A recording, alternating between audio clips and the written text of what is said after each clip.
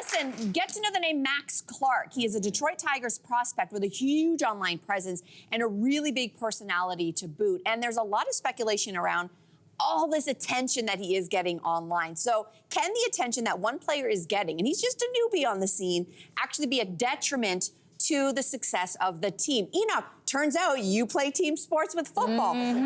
Does this help or hurt a team? It's a fine balance between distraction and balance with what is necessary, right? I truly believe that every professional athlete in particular need to have something else that occupies them outside of the sport that they're in. And it's, I mean, especially coming out, and I saw it throughout, I was blessed enough to have a 12-year professional career. I saw so many athletes struggle transitioning from football to, you know, everyday real life. And it is difficult. So I love it for the young Max and the ability that he has to develop an identity outside of the sport of baseball. He's gonna make a lot of money playing baseball, but at some point or another, the sport is gonna end. And who are you after that is a question that a lot of professional athletes find it hard to answer. Okay. I was looking at it from the beginning of his career because I think when you're new, we've seen a lot of college athletes who went into the pros with a lot of hype. Johnny Manziel went into the NFL. He's a great example. And so did Zion Williamson, who played basketball. Both of these guys were all the hype when they left college and did the transfer. And both of them were a huge disappointment. They did not measure up. And so when I'm looking at this guy who's coming in and he's got social media, something that these guys, I think it was just the beginning of that for, definitely for Zion, not for Johnny. I'm looking at it, it's like, yeah, you have all the hype, you have all the eyeballs, but now you've got to show up and do it.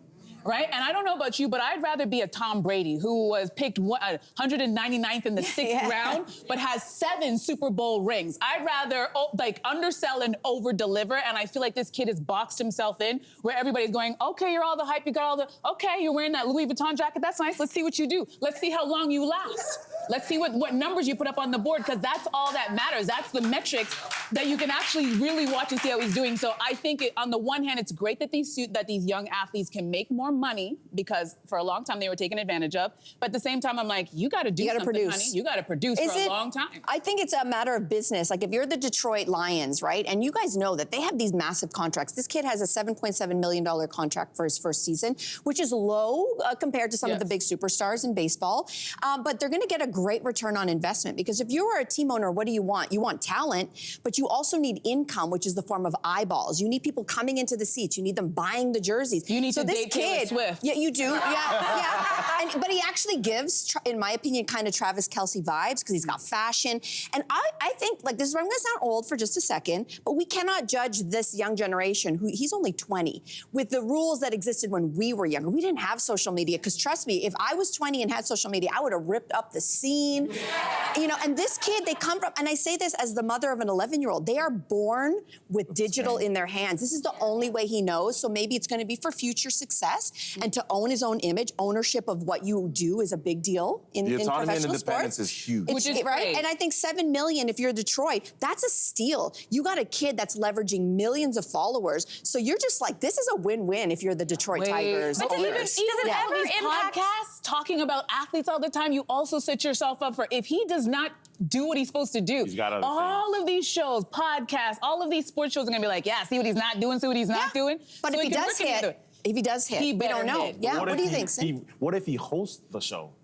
No, he's too young. No one wants to hear from him. We want to hear from Stephen A. and Shannon Sharp. He's got millions of people following him that will listen, Andrea. Yeah. What do you think? What do you think, Sin? I mean, I was just curious to know, like, if all that attention. Like, I'm thinking of a Dennis Rodman from back in the day when, like, I actually didn't follow basketball, but everyone remembers this guy who was clearly standing out. Which actually, as a person who wasn't interested in sports, I was like, oh, this guy is kind of. I'm interested more because he looks like artsy and weird, but then his career went in a different way. Anyway, does it get distracting for the team if you're like there's somebody who's pulling all this attention?